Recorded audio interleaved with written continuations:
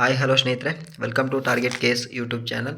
Target K S YouTube ಚಾನಲಿಂದ ನಾನು ನಿಮ್ಮ ಮಂಜು ಸರ್ ಮಾತನಾಡ್ತಿರುವಂಥದ್ದು. ನೋಡಿರಿ, ಕೆ ಎಸ್ ನೇಮಕಾತಿಗೆ ಸಂಬಂಧಪಟ್ಟ ಹಾಗೆ ಒಂದು ಅಪ್ಡೇಟ್ ಇದೆ. ಅಂದರೆ ಏನು, ಚಳಿಗಾಲದ ಅಧಿವೇಶನ ಬೆಳಗಾವಿಯಲ್ಲಿ ನಡೀತಾ ಇರತಕ್ಕಂಥದ್ದು ಸುವರ್ಣಸೌಧದೊಳಗೆ. ಸೊ ಅದಕ್ಕೆ ಸಂಬಂಧಪಟ್ಟ ಹಾಗೆ ಮಾನ್ಯ ಸಚಿವರು ಆಗಿರ್ತಕ್ಕಂಥ ನಿರಾಣಿ ಹನುಮಂತಪ್ಪ ರುದ್ರಪ್ಪರವರು ಏನು ಮಾಡ್ಯಾರ, ಸೊ ಒಂದು ಪ್ರಶ್ನೆಯನ್ನು ಕೇಳಾರ ಸರ್ಕಾರಕ್ಕೆ. ಸೊ ಏನು ಪ್ರಶ್ನೆ ಕೇಳಾರಂದ್ರೆ, ಅದು ಕೆ ಎಸ್ಗೆ ಸಂಬಂಧಪಟ್ಟ ಹಾಗೆ ಗೆಜೆಟೆಡ್ ಪ್ರೊಬೇಷನರಿ ಹುದ್ದೆಗಳಿಗೆ ಸಂಬಂಧಪಟ್ಟ ಹಾಗೆ ಸೊ ನೀವು ನೇಮಕಾತಿಗಾಗಿ ಆರ್ಥಿಕ ಇಲಾಖೆಗೆ ಪ್ರಸ್ತಾವನೆಯನ್ನು ಸಲ್ಲಿಕೆ ಆಗಿದೆಯಾ ಅನ್ನೋದ್ರ ಬಗ್ಗೆ ಪ್ರಶ್ನೆಯನ್ನು ಕೇಳ್ತಾರೆ ಅವರು. ಸೊ ಅದಕ್ಕೆ ಸಂಬಂಧಪಟ್ಟ ಹಾಗೆ ನೋಡ್ರಿ, ಆ ಉತ್ತರವನ್ನು ಏನು ಕೊಡ್ತಾರ ಮುಖ್ಯಮಂತ್ರಿಗಳು. ನೋಡ್ರಿ, ಮಾನ್ಯ ಮುಖ್ಯಮಂತ್ರಿಗಳು ಉತ್ತರಿಸುವ ಸಚಿವರು ಯಾರು ಅಂತ ಇಲ್ಲಿ ಕೊಟ್ಟ ನೋಡಿ. ಸೊ ಉತ್ತರಿಸುವ ಸಚಿವರು ಯಾರಪ್ಪ ಅಂದ್ರೆ ಮಾನ್ಯ ಮುಖ್ಯಮಂತ್ರಿಗಳು, ಅಂದರೆ ಸಿದ್ದರಾಮಯ್ಯನವರೇ ನೇರವಾಗಿ ಉತ್ತರವನ್ನು ಕೊಟ್ಟಿರ್ತಕ್ಕಂಥದ್ದು. ಸೊ ಅವರು ಏನು ಉತ್ತರ ಕೊಟ್ಟಾರ, ಸೊ ವಿವಿಧ ಇಲಾಖೆಗಳು, ಸೊ ಯಾವ ಇಲಾಖೆಗಳು ನೋಡ್ರಿ, ಸಿಬ್ಬಂದಿ ಮತ್ತು ಆಡಳಿತ ಸುಧಾರಣೆ ಇಲಾಖೆಯಿಂದ ತೆಗೆದುಕೊಂಡು ನೋಡಿ ಕ್ರೀಡಾ ಇಲಾಖೆಗಳು. ಸೊ ಇಲ್ಲಿ ತನಕ ಏನು ಮಾಡಿರ್ತಕ್ಕಂಥದ್ದು ಅವರು, ಖಾಲಿ ಇರ್ತಕ್ಕಂಥ ಗೆಜೆಟೆಡ್ ಪ್ರೊಬೇಷನರಿ ಹುದ್ದೆಗಳ ನೇಮಕಾತಿಗೆ ಆರ್ಥಿಕ ಇಲಾಖೆಗೆ ಪ್ರಸ್ತಾವನೆಯನ್ನು ಸಲ್ಲಿಕೆ ಆಗಿರ್ತವೆ ಅಂತ ಉತ್ತರವನ್ನು ಕೊಡ್ತಾರೆ.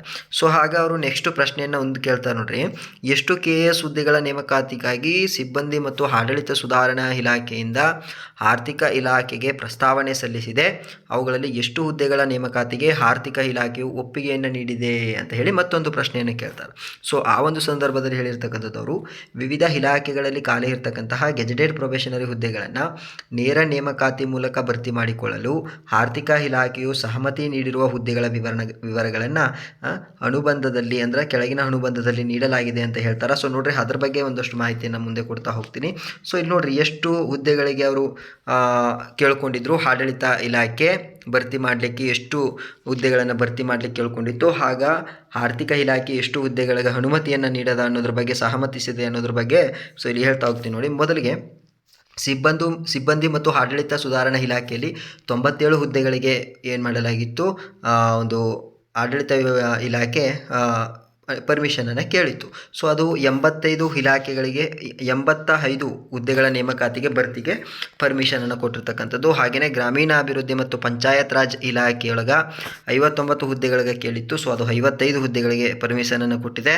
ಸೊ ಕಂದಾಯ ಇಲಾಖೆಯಲ್ಲಿ 129 ಹುದ್ದೆಗಳಿಗೆ ಪರ್ಮಿಷನನ್ನು ಕೇಳಿತ್ತು. ಸೊ ಅದರಲ್ಲಿ 76 ಹುದ್ದೆಗಳಿಗೆ ಪರ್ಮಿಷನನ್ನು ಕೊಟ್ಟಿರ್ತಕ್ಕಂಥದ್ದು. ಹಾಗೆಯೇ ಪೊಲೀಸ್ ಇಲಾಖೆಯೊಳಗೆ 12 ಹುದ್ದೆಗಳಿಗೆ ಪರ್ಮಿಷನನ್ನು ಕೇಳಿತ್ತು. ಸೊ 10 ಹುದ್ದೆಗಳಿಗೆ ಪರ್ಮಿಷನನ್ನು ಕೊಟ್ಟಿದೆ.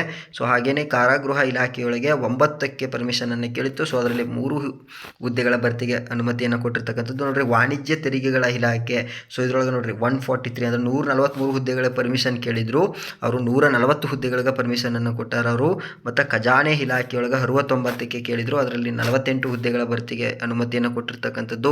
ಹಾಗೆ ಅಬಕಾರಿ ಇಲಾಖೆಯೊಳಗೆ 13 ಇಲಾಖೆಗಳಿಗೆ ಕೇಳಿದ್ರು, ಅದರಲ್ಲಿ 10 ಇಲಾಖೆಗಳಿಗೆ ಅನುಮತಿಯನ್ನು ಕೊಟ್ಟಿರ್ತಕ್ಕಂಥದ್ದು. ಅದೇ ರೀತಿ ಸಹಕಾರ ಇಲಾಖೆಯೊಳಗೆ 26 ಹುದ್ದೆಗಳ ಭರ್ತಿಗೆ ಅನುಮತಿಯನ್ನು ಕೇಳಿದ್ರು, ಅದರಲ್ಲಿ 21 ಹುದ್ದೆಗಳ ಭರ್ತಿಗೆ ಅನುಮತಿಯನ್ನು ಕೊಟ್ಟಾರ. ಜೊತೆಗೆ ಸಮಾಜ ಕಲ್ಯಾಣ ಇಲಾಖೆಯೊಳಗೆ 54 ಹುದ್ದೆಗಳ ಭರ್ತಿಗೆ ಪರ್ಮಿಷನನ್ನು ಕೇಳಿದ್ರು, ಅದರಲ್ಲಿ 27 ಹುದ್ದೆಗಳ ಭರ್ತಿಗೆ ಪರ್ಮಿಷನನ್ನು ಕೊಟ್ಟಿರ್ತಕ್ಕಂಥದ್ದು. ಹಾಗೆಯೇ ಹಿಂದುಳಿದ ವರ್ಗಗಳ ಕಲ್ಯಾಣ ಇಲಾಖೆಯೊಳಗೆ 13 ಹುದ್ದೆಗಳ ಭರ್ತಿಗೆ ಅನುಮತಿಯನ್ನು ಕೇಳಿದ್ರು. ಸೊ ಅದರಲ್ಲಿ 7 ಹುದ್ದೆಗಳ ಭರ್ತಿಗೆ ಅನುಮತಿಯನ್ನು ಕೊಟ್ಟಾರ.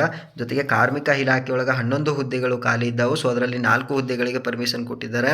ಮತ್ತು ಕೌಶಲ್ಯಾಭಿವೃದ್ಧಿ ಇಲಾಖೆಯೊಳಗೆ 11 ಹುದ್ದೆಗಳ ಭರ್ತಿಗೆ ಅನುಮೋದನೆಯನ್ನು ಕೇಳಿದರು. ಸೊ ಅದರಲ್ಲಿ 3ಕ್ಕೆ ಅನುಮತಿಯನ್ನು ಕೊಟ್ಟಿರ್ತಕ್ಕಂಥದ್ದು. ಹಾಗೆಯೇ ಪ್ರವಾಸೋದ್ಯಮ ಇಲಾಖೆದೊಳಗೆ 2ಕ್ಕೆ ಕೇಳಿದರು. ಸೊ ಅದರಲ್ಲೂ ಕೂಡ 2 ಹುದ್ದೆಗಳಿಗೂ ಕೂಡ ಪರ್ಮಿಷನನ್ನು ಕೊಟ್ಟಾರ. ಜೊತೆಗೆ ಆಹಾರ ಮತ್ತು ನಾಗರಿಕ ಸರಬರಾಜು ಇಲಾಖೆಯೊಳಗೆ 9 ಹುದ್ದೆಗಳನ್ನು ಕೇಳಿದರು. ಸೊ ಅದರಲ್ಲೂ 9ಕ್ಕೂ ಪರ್ಮಿಷನನ್ನು ಕೊಟ್ಟಿರ್ತಕ್ಕಂಥದ್ದು. ಅದನ್ನು ಬಿಟ್ಟರೆ ಯುವ ಸಬಲೀಕರಣ ಮತ್ತು ಕ್ರೀಡಾ ಇಲಾಖೆಯೊಳಗೆ 4 ಹುದ್ದೆಗಳ ಭರ್ತಿಗೆ ಪರ್ಮಿಷನನ್ನು ಕೇಳಿದ್ರು. ಸೊ ಅದರಲ್ಲಿ 4 ಹುದ್ದೆಗಳ ಭರ್ತಿಗೂ ಕೂಡ ಪರ್ಮಿಷನನ್ನು ಕೊಟ್ಟಿರ್ತಕ್ಕಂಥದ್ದು. ಸೊ ಇವರು ನಮ್ಮ ರಾಜ್ಯ ಸರ್ಕಾರದಿಂದ ನೋಡಿರಿ, ಟೋಟಲು 656 ಹುದ್ದೆಗಳ, ಅಂದರೆ KS ಹುದ್ದೆಗಳ ನೇಮಕಾತಿಗೆ ಅನುಮೋದನೆಯನ್ನು ಕೊಡಲಿಕ್ಕೆ ಆರ್ಥಿಕ ಇಲಾಖೆಗೆ ಒಂದು ಪ್ರಸ್ತಾವನೆಯನ್ನು ಕಳಿಸಿದ್ರು. ಸೊ ಫೈನಲಿ ಏನು ಮಾಡಿರ್ತಕ್ಕಂಥದ್ದು, ಆರ್ಥಿಕ ಇಲಾಖೆ 504 ನೋಡಿರಿ, ಫೈನಲಿ 504 ಹುದ್ದೆಗಳ ನೇಮಕಾತಿಗೆ, ಗೆಜೆಟೆಡ್ ಪ್ರೊಬೇಷನರಿ ನೇಮಕಾತಿಗೆ ಪರ್ಮಿಷನನ್ನು ಕೊಟ್ಟಿರ್ತಕ್ಕಂಥದ್ದು. ಸೊ ಹಾಗಾದರೆ ಇಷ್ಟು ವಿಚಾರಗಳನ್ನು ನಾವು ತಿಳ್ಕೊಂಡಾಗ KS ಕಾಲ್ಫಾರ್ ಯಾವಾಗ ಆಗುತ್ತೆ ಅನ್ನೋದೊಂದು ಕ್ವಶನ್ ಮಾರ್ಕ್ ಬಂತು ನಮಗೆ, ಹೌದಾ? ಸೊ ನೋಡಿರಿ, ಅಂದ್ಕೊಂಡಾಗೆ ಎಲ್ಲ ಆಗ್ತಾ ಇದೆ ಅಂತ ನಾವು ಅಂದ್ಕೊಳ್ಳೋದಾದರೆ ಮೇ ಬಿ ಜನವರಿ ಅಥವಾ ಫೆಬ್ರವರಿ ಒಳಗೆ ನೋಟಿಫಿಕೇಷನ್ ಆಗಬೇಕು ಮ್ಯಾಕ್ಸಿಮಮ್. ಆಯಿತಾ. ಸೊ ಆಮೇಲೆ ಎಲೆಕ್ಷನ್ಗಳು ಬರ್ತಾವ. ಓಕೆ, ಸೊ ಎಲೆಕ್ಷನ್ಗಳು ಬಂದಾಗ ಮ್ಯಾಕ್ಸಿಮಮ್ ಯಾವುದೂ ಕೂಡ ಕಾಲ್ ಫಾರ್ ಆಗೋದಿಲ್ಲ, ಅದು ನಮಗೂ ಗೊತ್ತು ನಿಮಗೂ ಗೊತ್ತದ. ಸೊ ಬೇಗ ನೋಟಿಫಿಕೇಷನ್ ಆಗಲಿ ಅಂತ ನಾವು ಆಸೋಣ. ಜೊತೆಗೆ ಯಾರ್ಯಾರು KS ಆಕಾಂಕ್ಷಿಗಳು ತಯಾರು ಮಾಡ್ಲಿಕ್ಕತ್ತೀರಿ ಎಕ್ಸಾಮ್ಗೋಸ್ಕರ, ಸೊ ನಿಮ್ಮ ಪ್ರಿಪ್ರೇಷನನ್ನು ಕಡಿಮೆ ಮಾಡಬೇಡ್ರಿ ಮತ್ತು ಕಂಟಿನ್ಯೂ ಮಾಡಿ ನೋಡಿರಿ. 500ಕ್ಕೂ ಹೆಚ್ಚು ಪೋಸ್ಟ್ಗಳು ಕಾಲ್ ಫಾರ್ ಆಗ್ತವೆ, ಅದರೊಳಗೆ ಯಾವುದೇ ಅನುಮಾನ ಇಲ್ಲ. ಸ್ವಲ್ಪ ಹುದ್ದೆಗಳು ಹೆಚ್ಚಿಗೆ ಕಡಿಮೆ ಆಗ್ಬೋದು ಕೊನೆ ಕ್ಷಣದಲ್ಲಿ, ಅದನ್ನು ಹೇಳಲಿಕ್ಕಾಗೋದಿಲ್ಲ. ಬಟ್ ನೋಡಿರಿ, ಆದ್ರೆ ಆರ್ಥಿಕ ಇಲಾಖೆ ನೋಡಿರಿ, ಆರ್ಥಿಕ ಇಲಾಖೆಯು ಭರ್ತಿ ಮಾಡಿಕೊಳ್ಳಲು ಸಹಮತಿಸಿದ ಹುದ್ದೆಗಳ ಸಂಖ್ಯೆ ಅಂತ ಹೇಳಿ ಮಾನ್ಯ ಮುಖ್ಯಮಂತ್ರಿಗಳೇ ಒಂದು ಅನುಬಂಧವನ್ನು ತೋರಿಸಿರೋದ್ರಿಂದ ಸೊ ಒಂದು ಆಕಾಂಕ್ಷಿಗಳಿಗೆ ಒಂದು ಆಶಾಭಾವನೆ ಮೂಡ್ತದೆ. ಸೊ ಸ್ನೇಹಿತರೆ, ಎಲ್ಲರೂ ಕೂಡ ಆಲ್ ದ ಬೆಸ್ಟ್. ಈ ಒಂದು ಹುದ್ದೆಗಳನ್ನು ನಿಮ್ದಾಗಿಸ್ಕೊಳ್ಳಿ ಮತ್ತು ಸಿಕ್ಕಿರುವಂಥ ಆಪರ್ಚುನಿಟಿನ ಕಳ್ಕೊಳ್ಳೋದು ಬೇಡ. ಸೊ ನಿಮ್ಮ ಮುಂದಿನ ಫ್ಯೂಚರ್ಗೆ ಎಲ್ಲರಿಗೂ ಕೂಡ ಶುಭವಾಗಲಿ ಅಂತ ಹೇಳ್ತಾ ಈ ವಿಡಿಯೋವನ್ನು ಇಲ್ಲಿಗೆ ಎಂಡ್ ಮಾಡ್ತೀನಿ. ಮತ್ತು ಯಾರ್ಯಾರು KS ಆಸ್ಪಿರೆಂಟ್ಸ್ ಅದಾರ ಅವ್ರಿಗೆಲ್ರಿಗೂ ಕೂಡ ಈ ವಿಡಿಯೋ ಲಿಂಕ್ಗಳನ್ನು ಶೇರ್ ಮಾಡಿರಿ. Okay, take care, thank you.